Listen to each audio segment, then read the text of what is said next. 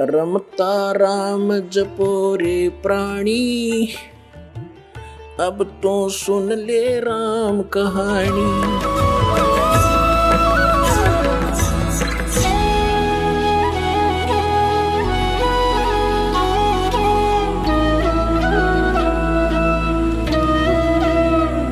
अब जो प्रसंग चल रहा है, जिन महापुरुषों ने परमात्मा को देखा, उन्होंने बताया कि वो भगवान ऊपर रहता है, ऊपर, और वहां से चल कर आता है, हमें मिला, उसको मिला, ऐसे मिला, सारे प्रमाण है हमारे पास। अब वेद क्या बताते उस परमात्मा के बारे में, वो क्या लीला करता है? यदि वेदों में भी वही प्रमाण मिल जाता है जो उन महापुरुषों को मिला जिन्होंने बताया कि मुझे भगवान मिले परमात्मा और सचखंड लेकर गए, मुझे वापस छोड़ा, वो है परम अक्षर ब्रह्म, वो कंप्लीट गॉड है। और उसी वैसी ही लीला वेद बताते हैं, तो आप अपने आप समझ में आ जाना चाहिए, अग्रम अग्रम खत्म हो जानी चाहिए प्राणी की, और बिल्कुल हो जाएगी। और कहते हैं आंखों देख कर भी जो नहीं मानता, जान बूझ साची तजय और करे झूठ तने, ताकि संगत है प्रभु स्वप्न में बिना दी। इसे नालायक आदमी तो कहते स्वप्न में भी नहीं मिला, जो आंखों प्रमाण देख कर फिर बकवास करता है, झूठ बोलता है, रामपाल ये करता है, कहाँ लिखा लिखा दिखाने लग रहा है, मैं सारे सदग्रंथ प्रमाणित कर रहा हूँ, सामने दिखा रहा हूँ, फिर भी कहता है, झूठ बोलता है, तो वो स्वार्थी और काल का पक्का दूत है। उस व्यक्ति का मुंह नहीं लगना चाहिए, उसकी बात नहीं सुननी चाहिए अपने सफल होने के लिए।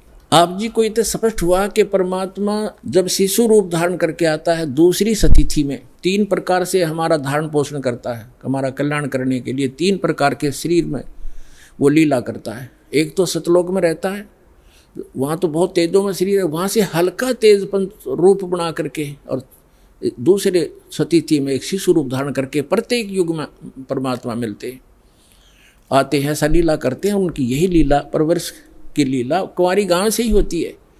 और तीसरी सतिथि में वो महात्मा साधु संत का रूप बना के कभी भी कहीं प्रकट हो जाते हैं और अपनी अच्छी आत्माओं को मिलते हैं, उनको ज्ञान समझाते हैं।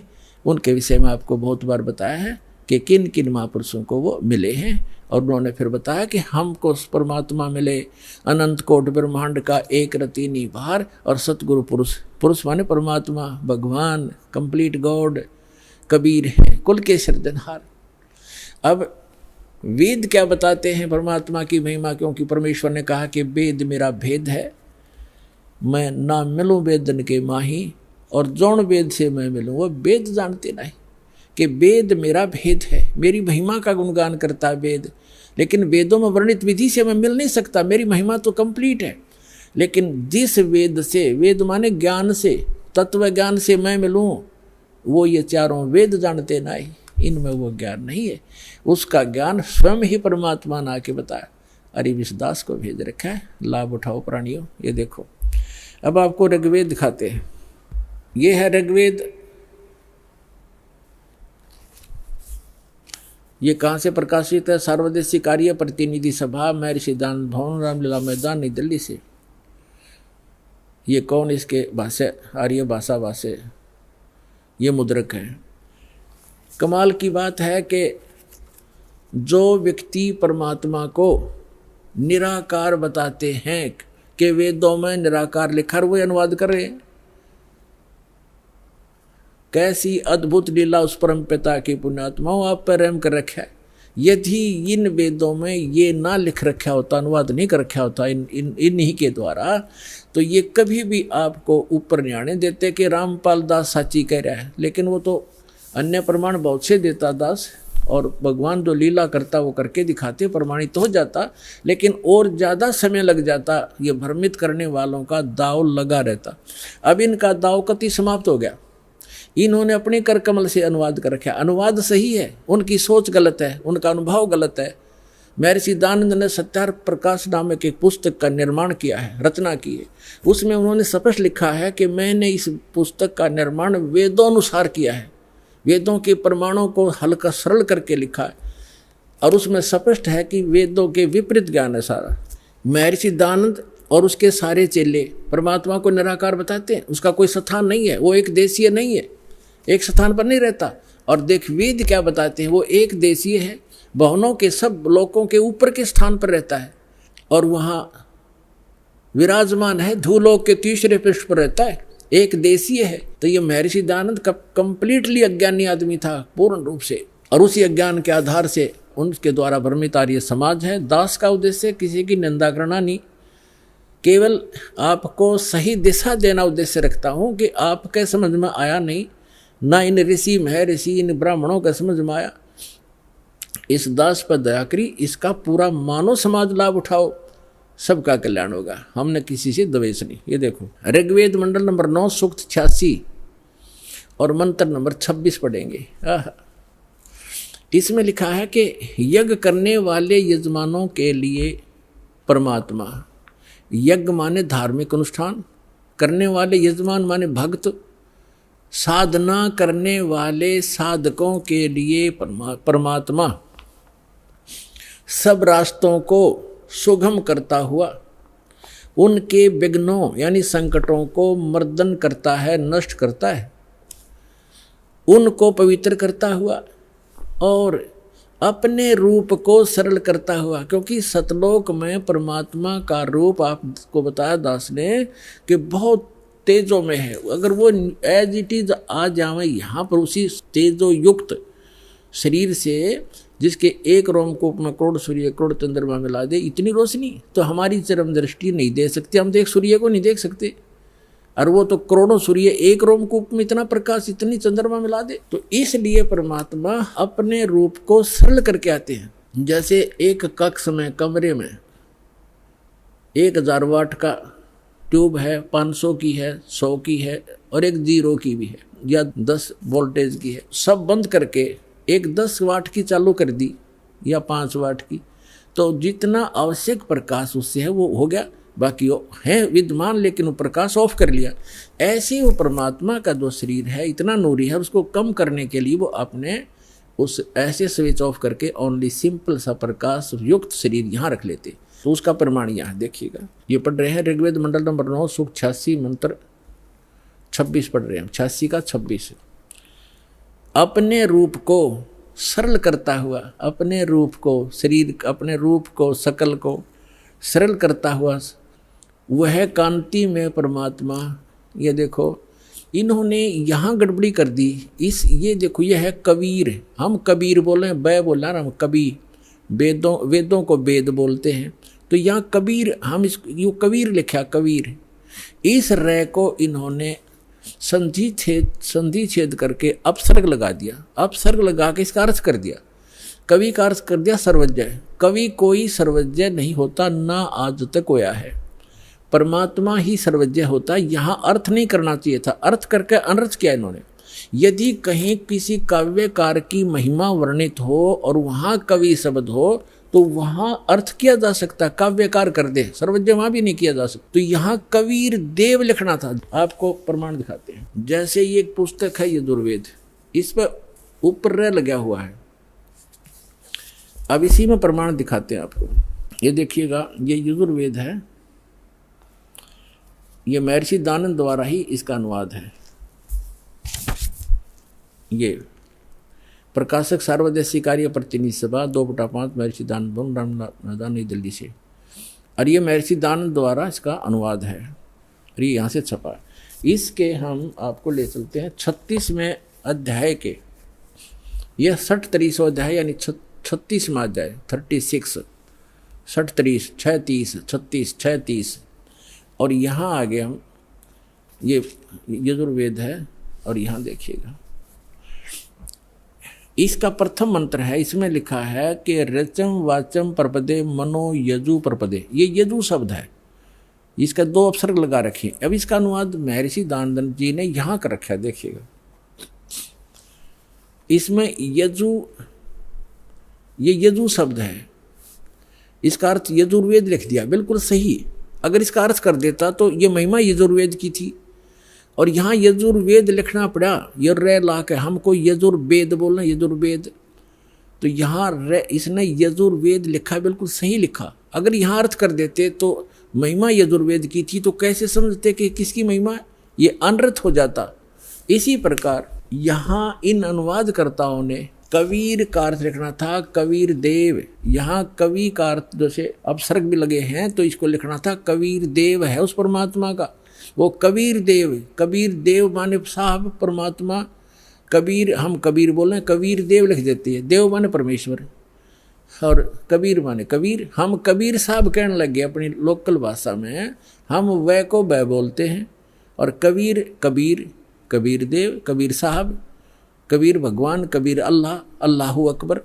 वेदों में उसको कबीर देव, अपनी मातृभाषा में वैसे लोकल लैंग्वेज में कबीर साहब, और कुरान शरीफ के अंदर उसको अल्लाहू अकबर यानी अल्लाह कबीर कहा है। ये है वही जो काशी में धानक रूप में रहा था।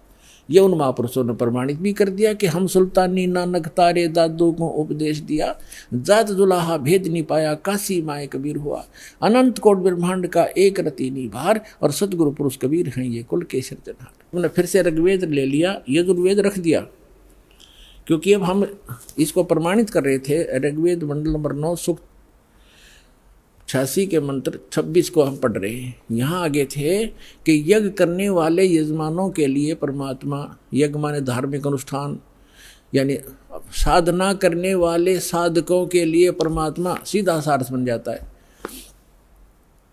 सब रास्तों को सुगम करता हुआ, यानी उनके विघ्नों को, संकटों को मर्दन करता है, उनको पवित्र करता हुआ और अपने रूप को सरल करता हुआ, वह कांति में परमात्मा कबीर देव लिखना था यहाँ पर, कबीर देव विद्युत के समान क्रीड़ा करता हुआ, जैसे बिजली आती है बड़े स्पीड से, वर्णीय पुरुष को प्राप्त होता है। वर्णीय माने अच्छी आत्मा को मिलता है। यहाँ देखो 27 में क्या कहा, वो कहाँ रहता है वो परमात्मा, जो परमात्मा ध्रुव लोक के यानी तेजो में लोक के तीसरे पृष्ठ पर रहता है, तीसरे पृष्ठ पर विराजमान है। अब यहाँ दो कंसेप्ट तो कति क्लियर हो गए। वो परमात्मा ऊपर के लोक में रहता है, ध्रुव लोक के यानी तेजो में लोक के भी तीसरे स्थान पर, वहाँ 3 पार्ट है सतलोक के। ऊपर के जितने लोक हैं उनको 3 विभागों में बांटा हुआ है, तो उनके सबसे ऊपर के लोक में बैठा हो परमात्मा। और वहाँ से अब आगे दिखाते हैं, बिजली जैसी गति से आता है, जैसे बिजली 1 सेकंड में पहुँच जाती है, और अच्छी आत्माओं को मिलता है और वो वहाँ ऊपर रहता है। और अब देखो ऋग्वेद मंडल नंबर 9 सूक्त 82 का मंत्र 1 दिखाते हैं, 1 और 2 आपको स्पष्ट कर देगा। ये देखिएगा, ऋग्वेद मंडल नंबर 9 सूक्त 82 और मंत्र नंबर इसका यहाँ 82 यहाँ से शुरू होता है, इसका मंत्र 1 है ये रहा। इसमें है कि वो अमर परमात्मा, सोम माने सर्वोत्पादक प्रभु, सबकी उत्पत्ति करने वाला परमात्मा, प्रकाश रूप सद्गुणों की वृष्टि करने वाला, पापों का हरण करने वाला। महर्षि दानंद कहता भगवान पाप नाश नहीं करता, आयुर्वेद कहते हैं पापों का हरण करने वाला, नाश करने वाला है। राजेव, राजा के समान राजेव। ये देखना हम 269 पृष्ठ पर पढ़ रहे, नहीं तो कहेंगे दूसरा पृष्ठ बदल गया होगा। अब 270 पे दिखाते हैं आप, ये 270 राजा के, तो उधर पढ़ दिया समान, राजा के समान दर्शनीय है, दसम देखण योगा है, राजा के समान है देखने में। पृथ्वी आदि लोक लोकांतरों के चारों ओर शब्दमान हो रहा है। वह है वर्णीय पुरुष को, अच्छे आत्मा, अच्छे भगत को, अच्छे व्यक्ति को, जो दृढ़ भक्त है, जो पक्के भक्त है, उनको पवित्र करता हुआ प्राप्त होता है, उनको मिलता है। जिस प्रकार विद्युत आकाशीय बिजली स्नेह वाले स्थानों को आधार बनाकर प्राप्त होता है, जैसे पहले वर्षा के दिनों में हमारे घरों में एक कांसी धातु होती थी, कांसी, उसके थाली बेले गिलास कटोरे हुआ करते थे। और हमारी दादी जी कहा करती थी हमारी माताओं से, चाची ताइयों से, कि बाहर जो थाली रखी होती, बेले रखे होते कांसी के, कहा करती इनको अंदर रखो, क्योंकि कांसी की धातु पर, थाली पर बिजली गिर जाती है आकाश की, क्योंकि उसका अट्रैक्शन होता है। तो यहाँ यही कहा है, वेद बता रहे हैं कि वो परमात्मा अपनी उन पुण्य आत्माओं को ऐसे आधार बनाकर प्राप्त होता है, उसका अट्रैक्शन होता है उन अच्छी आत्माओं दृढ़ भक्तों में, जिस प्रकार आकाशीय बिजली धातु विशेष पर अट्रैक्ट होकर उसी पर आधार बनाकर आती है। बता के कसर छोड़ दी, क्या कमी छोड़ दी वेद ने बताने में। अब आगे देखो, ऋग्वेद मंडल नंबर 9 सूक्त 82 का मंत्र नंबर 1 आपने पढ़ लिया। अब दो में क्या बताया है, किस लिए आता है वो। हे परमात्मन, उपदेश करने की इच्छा से आप, ओहो, यानी ज्ञान देने के लिए, यथार्थ ज्ञान देने की इच्छा से आप महापुरुषों को प्राप्त होते हैं। हो गया स्पष्ट कि जैसे आकाशीय बिजली आती है गतिशील होकर के यहाँ आते हैं आप। और देखो ऋग्वेद मंडल नंबर 9 सूक्त 82 का मंत्र नंबर 3 में क्या कहा है, पवित्र यज्ञों में रक्षा से आप प्राप्त होते हैं, पृथ्वी आदि लोकांतरों में गति करते हुए, सर्वव्यापक नहीं, आप है गति करते हुए, ये गलत लिखा है, इन्हें अपनी सोच थोड़ी अड़ाई है। आप माने आप स्वयं गतिशील होकर विराजमान होते हैं। आप स्वयं गतिशील होकर वहां से चल कर आते हो, ऊपर धूलोक के तीसरे पृष्ठ में रहते हैं, वहां से गतिशील होकर के आप हमारे यहाँ पर आते हो, अच्छी आत्माओं को मिलते हो। अब और ऋग्वेद मंडल नंबर 9 और सूक्त नंबर 54 का मंत्र नंबर 3 दिखाते हैं, देखिएगा। ऋग्वेद मंडल नंबर 9 सूक्त 54 का और मंत्र नंबर 3 है। इसमें लिखा है कि सूर्य के समान जगत प्रेरक वह यह परमात्मा सोम स्वभाव वाला और जगत प्रकाशक है, और सब लोकों को पवित्र करता हुआ भुवनो ऊपरी तिष्ठति, भुवनो ऊपरी तिष्ठति, संपूर्ण ब्रह्मांडों के ऊर्ध्व भाग, ऊपर के भाग में भी नहीं, वहाँ वर्तमान है, वहाँ रहता है, भी तो इसमें आता ही नहीं, वहाँ रहता है अपना आत्माओं। ऋग्वेद मंडल नंबर 9 सूक्त 20 और मंत्र नंबर 1 में क्या बताया है, ऋग्वेद मंडल नंबर 9 सूक्त 20 मंत्र 1 में, यो 20 मंत्र 1 में वह परमात्मा, यहाँ लिखना कबीर देव, ये कवि नहीं, ये कबीर देव, ये ऊपर लिखा कबीर देव, इस रे को इन्होंने यहाँ कबीर लिखना था, कबीर देव, वो कबीर परमेश्वर मेधावी, यहाँ लिखना कबीर परमेश्वर है, वह परमात्मा कबीर देव है, कबीर परमात्मा वह कबीर देव है जो सबका रक्षक है, विद्वानों की तृप्ति के लिए ज्ञान को देता है। विद्वान यानी वही आकर के वो ऐसा ज्ञान देता जिससे बुद्धिमान लोग तृप्त होते हैं, संतुष्ट होते हैं, और सहनशील है, संपूर्ण दुष्टों को संग्रामों में यानी ज्ञान के युद्ध में तिरस्कृत करता है, सबको पराजित कर देता है अपने तत्व ज्ञान से। अब आज इतना ही इन सदग्रंथों से हमने लेना था। अब दास सुनाएगा। आज का जो सत्संग सुनाना चाह रहा था दास, अब शुरू कर रहा हूँ उसको, लेकिन समय थोड़ा है इसलिए संक्षिप्त में बताऊंगा। अब 2 प्रकार से मानव शरीर प्राप्त होता है, और दूसरा ये था कि सत्संग केवल परमात्मा ही आकर बताते हैं, यथार्थ ज्ञान स्वयं भगवान बताते हैं। तो वो परमात्मा 600 वर्ष पहले आए थे, उन्होंने यथार्थ ज्ञान दिया, और वो अच्छी आत्माओं को मिलते हैं और उनको फिर यथार्थ ज्ञान से परिचित कराते हैं। उसके लिए परमेश्वर ने स्वयं कहा है, चारों युग में मेरे संत पुकारे, कूक कहा हम हेल रे, हीरे माणक मोती बरसे, ये जग चुगता ढेल रे। चारों युग में मेरे संतों ने आवाज लगा लगा कर, हेला देकर, आवाज ऊंचे स्वर में गूंज गूंज कर बोला है,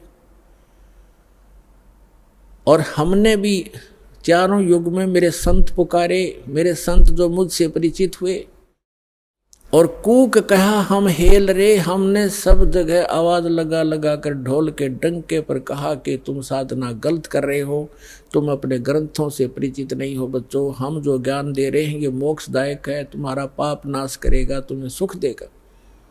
तो जो यथार्थ भक्ति मार्ग रूपी हीरे मोती लाल वो तुमने स्वीकार नहीं किए, और आन उपासना शास्त्र विधि त्याग कर मनमानी पूजा करके वो कंकर पत्थर इकट्ठे कर लिए जो जिनकी कोई कीमत आगे नहीं मिलनी आपको।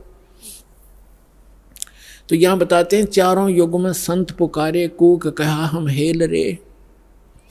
और ये सत साधना, मोक्षदायक ज्ञान और भक्ति रूपी हीरे माणिक मोती बरसें, ये जग जुगता ढेर रे। हमरा ज्ञान किन्हें ना सुनिया, और पर भी लेन जात है दुनिया।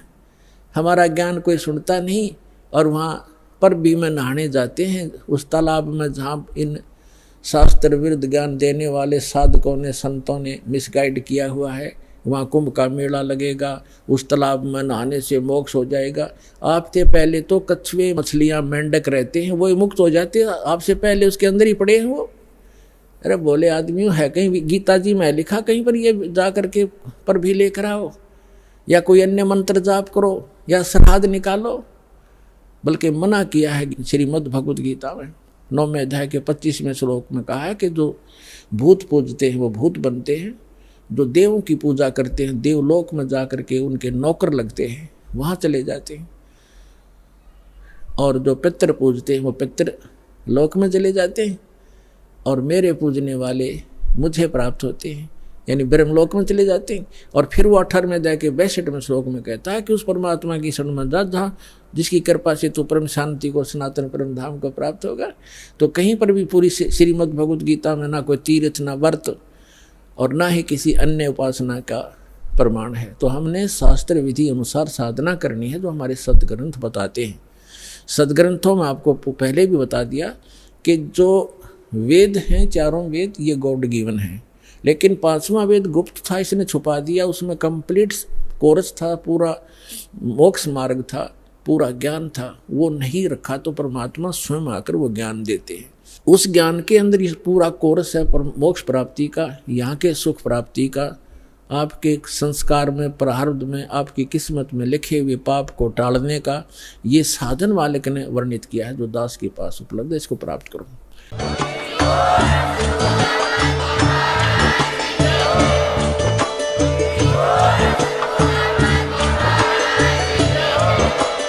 आप सुन रहे थे जगत गुरु तत्वदर्शी संत रामपाल जी महाराज जी के मंगल प्रवचन। अधिक जानकारी के लिए विजिट कीजिए हमारी वेबसाइट www.jagatgururampalji.org। संत रामपाल जी महाराज जी के शुभ आशीर्वाद से पूरे विश्व भर में 500 से भी ज्यादा नाम दीक्षा केंद्र हैं, जिन पर संत रामपाल जी महाराज जी द्वारा ऑनलाइन निशुल्क नाम दीक्षा दी जा रही है। अपने नजदीकी नाम दीक्षा केंद्र का पता करने के लिए संपर्क करें 8222880541।